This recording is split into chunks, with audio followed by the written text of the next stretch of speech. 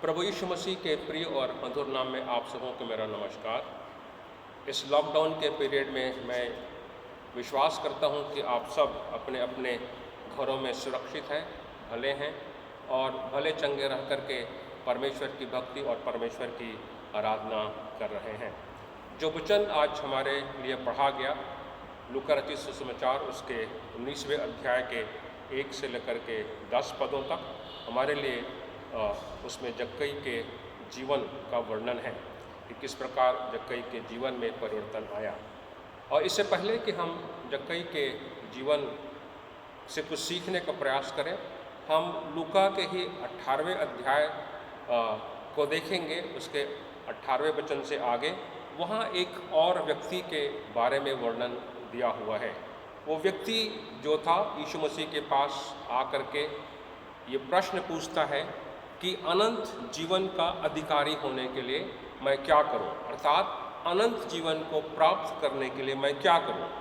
वो अनंत जीवन प्राप्त करना चाहता था, वो चाहता था कि उसको अनंत जीवन मिले और इसीलिए वो यीशु मसीह से ये प्रश्न करता है कि अनंत जीवन पाने के लिए मैं क्या करूं। और यीशु मसीह उससे बातचीत करते हैं और अपनी बातचीत में यीशु मसीह उसे ये कह रहे हैं कि आज्ञाओं को तो जानता है, तो विचार न करना, हत्या न करना, चोरी न करना, झूठी गवाही न देना, अपने पिता और अपनी माता का आदर करना।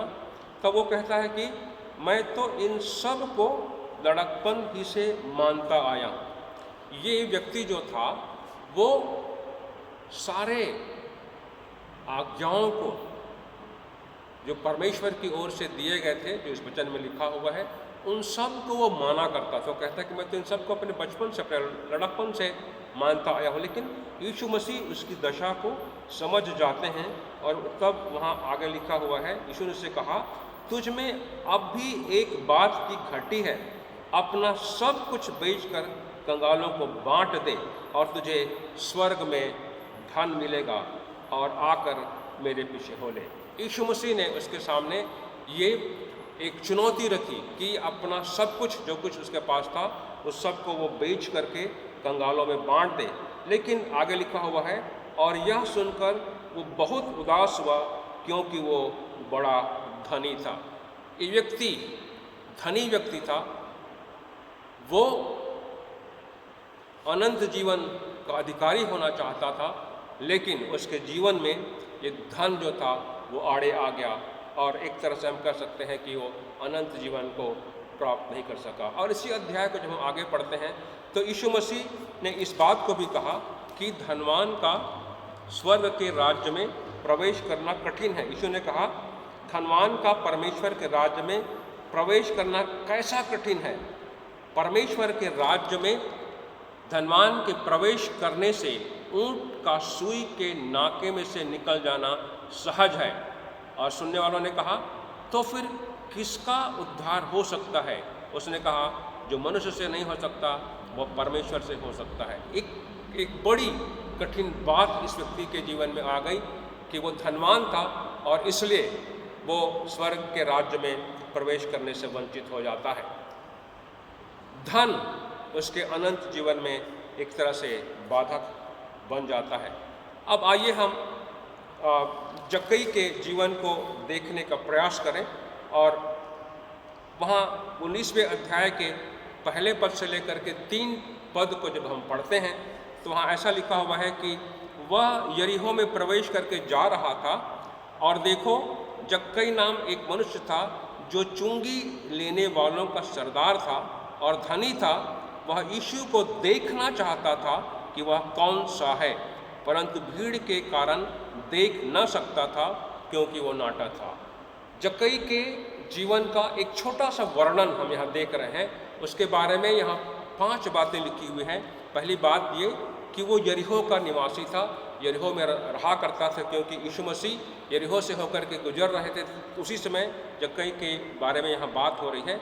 दूसरी बात, वो चुंगी लेने वालों का सरदार था, अर्थात वो टैक्स लेने वालों का प्रमुख था। तीसरी बात वहाँ लिखा हुआ है कि वो धनी था। चौथी बात, वो नाटा था। और पांचवी बात यह कि वो यीशु को देखना चाहता था। वो यीशु को देखना चाहता था। क्यों देखना चाहता था? जक्कई के मन में क्यों यीशु मसीह को देखने की जिज्ञासा उत्पन्न हुई? निश्चित तौर पर जब वो यरीहो में रहा करता था और यीशु मसीह बार बार उसके आसपास की जगहों पर आया जाया करते थे, तो निश्चित तौर पर उसने यीशु मसीह के बारे में बहुत सारी बातें सुन रखी थी। उसे पता था कि यीशु मसीह कैसे लोगों को चंगाई देता है, यीशु मसीह कैसे मुर्दों को जिलाता है, यीशु मसीह कैसे अंधों को आंखें देता है, और यीशु मसीह कैसे 5,000 लोगों को 5 रोटी और 2 मछली के द्वारा से तृप्त किया था। इन सारी बातों को सुनने के बाद उसके मन में निश्चित तौर पर इस बात की जिज्ञासा होती है कि वो उसे देखे। आज से बहुत साल पहले जब गंगरेल बांध बनने वाला था, तो उसके उद्घाटन के लिए स्वर्गीय श्रीमती इंदिरा गांधी, जो उस समय हमारे देश की प्राइम मिनिस्टर थी, वो आई हुई थी। और बहुत सारे लोग इस बात को सुन करके कि हमारे देश की प्राइम मिनिस्टर, प्रधानमंत्री धमतरी आने वाली है, गंगरेल आने वाली है, लोग उमड़ पड़े और हजारों की संख्या में लोग वहाँ उसको देखने के लिए चले गए। ऐसा ही कुछ रहा होगा यीशु मसीह के बारे में भी। यीशु मसीह उन दिनों में काफ़ी प्रसिद्ध हो चुके थे, काफ़ी फेमस हो चुके थे, और इसीलिए जक्कई को यीशु मसीह को देखने के लिए उसके मन में ये बात आई कि वो उसे देखे। उसकी इच्छा क्या थी ये लिखा नहीं है बाइबल, लेकिन वहाँ लिखा है कि उसकी इच्छा सिर्फ यीशु मसीह को देखने की थी, लेकिन वो यीशु मसीह को देख नहीं पा रहा था। 2 बातें थी जो उसके जीवन में बाधा उत्पन्न कर रही थी। एक तो उसका खुद का नाटा होना, वो नाटा था, वो छोटा था, और हम इस बात को समझ सकते हैं कि जो लोग नाटे होते हैं उनके लिए बड़ी कठिनाई होती है कुछ चीज़ों को, खास करके जब भीड़ हो जाती है तो कुछ चीज़ों को देख पाना। और तो ये एक तो नाटापन उसके लिए बाधा उत्पन्न कर रहा था, और दूसरी जो बात थी वो भीड़ थी। भीड़, बड़ी भीड़ यीशु मसीह के साथ साथ हो लिया करती थी, और इसीलिए वो यीशु मसीह को देख नहीं पाता था। 2 लोग हैं, एक वो धनवान व्यक्ति और दूसरा ये जक्कई। दोनों के जीवनों को हम देखते हैं तो एक के जीवन में धन उसके स्वर्गीय राज्य में प्रवेश करने में बाधक था, और जक्कई के जीवन में यीशु मसीह के पास आना, उसका नाटा होना और जो भीड़ थी वो उसके लिए बाधक थी। हम में से बहुतों के जीवन में भी बहुत सारी बातें हैं, बहुत सारी कमियां हैं जो हमको प्रभु यीशु मसीह के करीब आने से रोकती हैं, और उनमें से 3 बातों को हम आज देखने का प्रयास करेंगे। पहली बात जो हमें यीशु मसीह के पास से आने से रोक देती है वो है घमंड में हमारा अंधा हो जाना। हम बहुत बार अपने घमंड के कारण हम यीशु मसीह के करीब नहीं आ सकते हैं। घमंड हमें अंधा कर देता है, और जो हमें देखना चाहिए हम उन बातों को नहीं देख पाते हैं। बहुत सारी बातों में हम घमंड करते हैं। हम अपने धन पर घमंड करते हैं, हम अपने ज्ञान पर घमंड करते हैं, हम अपने काम पर घमंड करते हैं, हम अपने शरीर पर घमंड करते हैं, और भी बहुत सारी बातें हैं जिनके ऊपर हम घमंड करने लग जाते हैं, और इस घमंड के कारण से हमारे जीवन में अंधापन आ जाता है, और हम इसीलिए अपने प्रभु को देख नहीं पाते। हमारा प्रभु जो अद्भुत युक्ति करने वाला है, जो अद्भुत युक्ति करने वाला प्रभु है, हम उस प्रभु को देख नहीं पाते हैं या हम उनसे मिल नहीं पाते हैं। दूसरी बात जो हमारे जीवन में पाई जाती है वो है एक प्रकार का भय होना, एक प्रकार का डर होना। भय और डर, और इसके साथ ही साथ अनिश्चयता का होना। हमारे जीवन में बहुत सारी बातों में अनिश्चयता की भावना होती है। हम नहीं जानते कि हमारे साथ क्या होने वाला है। हम में से बहुतों के जीवन में अभी इस बात का भय है, इस बात का डर है कि ये जो कोरोना वायरस पूरी दुनिया में फैला हुआ है, कहीं हम उससे ग्रसित न हो जाए, कहीं हम उससे प्रभावित न हो जाएं, और पता नहीं क्या होगा, क्या हम उससे मर जाएंगे या इसी के कारण से दुनिया का अंत हो जाएगा। इस प्रकार की भय, इस प्रकार का भय, इस प्रकार की चिंता आज हमारे में से हर एक के जीवन में है, और हम डर रहे हैं कि कहीं इस वायरस के प्रभाव से हम कहीं मर न जाएं, और इसीलिए हमारे जीवनों में शांति नहीं है, भय होने के कारण से हमारे जीवनों में शांति नहीं है। और जबकि हम इस बात को जानते हैं कि हमारा प्रभु शांति का राजकुमार है, और हम इसीलिए उस प्रभु को शांति के राजकुमार की तरह से देख नहीं पा रहे हैं। यशायाह उसके 9वें अध्याय के 6वें पद में हम इस बात को पाते हैं। तीसरी बात जो हमको यीशु मसीह के करीब आने में या यीशु मसीह को देख पाने में रोकती है, वो है हमारी अपनी पहचान की भूख, अपनी आइडेंटिटी, अपने स्टेटस की जो भूख होती है, वो हमें अपने प्रभु के पास जाने से रोकती है। हम इस बात को जान रहे हैं कि हमारा प्रभु ऐसा प्रभु है जो हमें हर तरह से संतोष प्रदान करने वाला है, वो हमको संतुष्ट करता है। लेकिन फिर भी चूँकि हमारे मन में एक अपने पहचान की भूख होती है, उसके कारण से हम यीशु मसीह को अपने जीवन में प्राप्त नहीं कर पाते हैं। यीशु मसीह ने यूहन्ना उसके 6वें अध्याय उसके 48 पद में कहा, मैं जीवन की रोटी हूँ। यीशु मसीह ने इस बात को इसलिए कहा कि वो अपने चेलों को इस बात को समझा रहा था। उसी समय अगर हम उसके यूहन्ना के 6वें अध्याय के पहले के वचनों को पढ़ेंगे तो पाते हैं कि यीशु मसीह ने 5 रोटी और 2 मछली से लोगों को खिलाया था, और उसी संदर्भ में बात करते हुए यीशु मसीह ने कहा था कि मैं जीवन की रोटी हूँ, जीवन की रोटी मैं हूँ। तो हमारे जीवनों में ये कुछ कमियां हैं या कुछ बाधाएं हैं जिनके कारण से हम अपने प्रभु को देख नहीं पाते हैं। यहाँ हम जो वर्णन इस अध्याय में हम देख रहे हैं, वहाँ आगे लिखा हुआ है कि हुआ क्या था। यीशु मसीह यरीहो से होकर के गुजर रहा था, और जब कई को इस बात का पता चला तो वो उसको देखने के लिए गूलर के एक वृक्ष पर चढ़ जाता है, और मुझको लगता है कि वो उसको देख नहीं पा रहा था, भीड़ के कारण उसको देख नहीं पा रहा था। लेकिन बाइबल हमें बताती है कि जब यीशु मसीह उसके करीब पहुंचा, वहाँ लिखा हुआ है कि तब उसको देखने के लिए वह आगे दौड़कर एक गूलर के वृक्ष पर चढ़ गया, क्योंकि वह उसी मार्ग से जाने वाला था। जब यीशु उस जगह पहुंचा तो ऊपर दृष्टि करके उससे कहा, हे जक्कई, छठ नीचे उतरा। हम देख रहे हैं कि जक्कई यीशु मसीह को देख नहीं पा रहा था। यीशु मसीह को देखने की उसकी इच्छा थी, उसकी जिज्ञासा थी, लेकिन अपनी कमजोरियों के कारण से, अपनी कमियों के कारण से या आसपास के वातावरण के कारण से वो यीशु मसीह को देख नहीं पाता था। वो छोटा था इसलिए यीशु मसीह को देख नहीं पाता था, वहाँ भीड़ थी करके यीशु मसीह को देख नहीं पा रहा था। लेकिन उससे ज़्यादा महत्वपूर्ण बात हम यहाँ देखते हैं कि भले ही वो यीशु मसीह को नहीं देख पा रहा था, लेकिन यीशु मसीह ने उसको देख लिया। यीशु मसीह ने उसको देख लिया। इसके मन में सिर्फ यीशु मसीह को देखने की जिज्ञासा थी, परंतु यीशु मसीह उसके मन की बात को जानते थे, और यीशु मसीह ने उसको वहाँ देख लिया। और यीशु ने जब उसे देख लिया तो उसे कहा कि झट नीचे उतरा, क्योंकि मुझे आज तेरे घर में रहना अवश्य है। यीशु मसीह अब उसको एक तरह से आमंत्रण दे रहे हैं कि तू नीचे उतारा, तुझको पेड़ पे बैठे रहने की आवश्यकता नहीं है, तू आ, तू नीचे आएगा तो मैं तेरे घर जाऊंगा, तेरे साथ जाऊंगा, क्योंकि मुझको तेरे घर में रहना अवश्य है।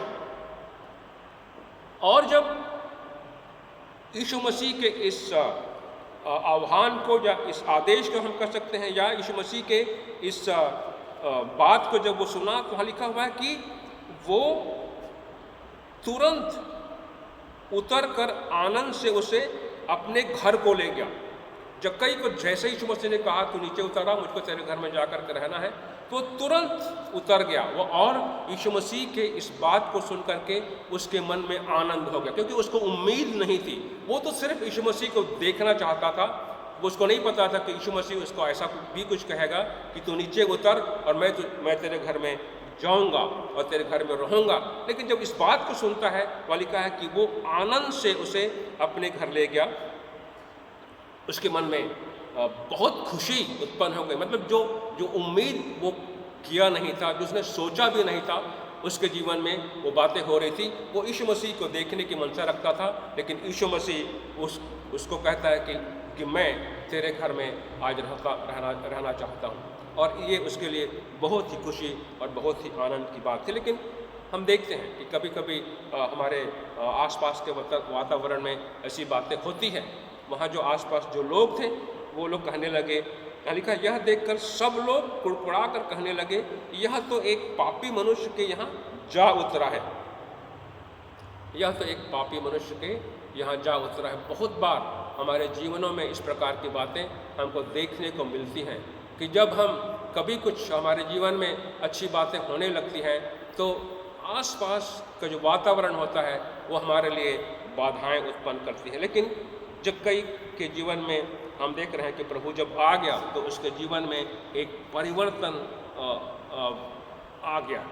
जक्कई के जीवन में एक परिवर्तन आ गया। और वहाँ आगे हम पढ़ते हैं, लिखा हुआ है, तब जक्कई ने खड़े होकर कहा, प्रभु से कहा, हे प्रभु देख, मैं अपनी आधी संपत्ति कंगालों को देता हूँ, और यदि किसी का कुछ भी अन्याय करके ले लिया है तो उसे 4 गुना फेर देता हूँ। वो धनी था, उसके पास धन की कमी नहीं थी। और हम अगर नए नियम के ज़माने को स्मरण करें, याद करें, तो हम जान सकते हैं कि जो महसूल लेने वाले लोग थे, जो कर लेने वाले लोग थे, उनका बहुत ज़्यादा समाज के अंदर सम्मान नहीं था। लोग उनको पापी ही मानते थे और उन्हें पसंद नहीं करते थे। इसलिए जब यीशु मसीह उसके घर में चला गया तो उनको खुशी नहीं हुई, क्योंकि वो जानते थे कि ये जो जक्कई है ये लोगों को धोखा दे करके उनसे वो पैसे वसूल करके वो धनी व्यक्ति बना है। यहाँ जक्कई कहता है कि अपनी आधी संपत्ति कंगालों को दे देता हूँ। अपनी आधी संपत्ति कंगालों को देता हूँ। जब उसके जीवन में परिवर्तन आया तो उसका जो धन के प्रति जो लगाव था वो एक तरह से खत्म हो गया। हम कह सकते हैं ऐसा, क्योंकि पिछले अध्याय में हमने देखा था वो व्यक्ति जो अनंत जीवन को प्राप्त करना चाहता था, वो स्वर्ग के राज्य में प्रवेश करना चाहता था, वो इसलिए स्वर्ग के राज्य में प्रवेश पाने से वंचित हो जाता है क्योंकि वो धनी था। उसके मन में धन के प्रति लालच था, वो धन को छोड़ना नहीं चाहता था। और यहाँ जक्कई के जीवन में जैसे ही परिवर्तन आया, जक्कई का धन के प्रति जो लोभ था वो खत्म हो गया। और इसलिए कहता है कि मैं अपनी आधी संपत्ति कंगालों को दे देता हूँ।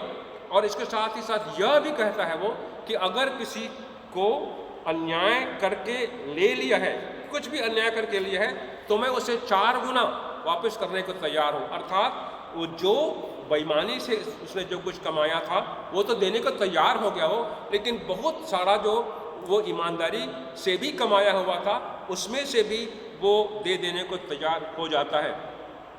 और इस तरह से हम देखते हैं कि उसके जीवन में एक परिवर्तन आ जाता है। यीशु मसीह के उसके जीवन में आने से उसका जीवन बदल जाता है। आज इस यीशु मसीह आगे कहते हैं, अगर हम उसको पढ़ेंगे 9वें पद में तो लिखा है, तब यीशु ने उससे कहा, आज इस घर में उद्धार आया है। आज इस घर में उद्धार आया है। ये जक्कई के लिए बहुत बड़ी बात थी कि यीशु मसीह इस बात को कह रहे हैं कि आज इसके घर में उद्धार आया है। अब तक उसने ये नहीं कहा था कि मैं यीशु मसीह को अपना उद्धारकर्ता मानता हूँ। उसने ये नहीं कहा था कि मैं यीशु मसीह पर विश्वास करता हूँ। उसने ये नहीं कहा था कि यीशु मसीह मेरा बचाने वाला है। उसने सिर्फ एक बात करी, उसने ये कह दिया कि मैं अपनी आधी संपत्ति कंगालों को दे देता हूँ और जो कुछ बेईमानी से लिया है उसका 4 गुना मैं वापस कर देता हूँ। और सिर्फ इसी बात से हम यहाँ देख रहे हैं, वहाँ यीशु मसीह ने कहा, आज इस घर में उद्धार आया है। आज इस घर में उद्धार आया है। और इसके साथ ही साथ न केवल यीशु मसीह ने ये कहा कि आज इस घर में उद्धार आया है, वो ये भी कह रहे हैं, आगे लिखा हुआ है, इसलिए कि यह भी इब्राहिम का एक पुत्र है। उसको उसका जो अपना स्टेटस था एक तरह से इब्राहिम के संतान होने का, यीशु मसीह उसको वहाँ लोगों के सामने प्रकट करते हैं कि यह भी इब्राहिम का एक पुत्र है। और फिर उसके जीवन में जो बदलाव आया, उसके जीवन में जो परिवर्तन आया, ये यीशु मसीह के उसके जीवन में आने के कारण दो तरह की बातें हैं। एक व्यक्ति जो था वो अनंत जीवन को प्राप्त करने की उम्मीद से यीशु मसीह के पास आया था, उसे नहीं पा सका क्योंकि वो धनवान था और वो धन के लोभ को छोड़ नहीं पाया।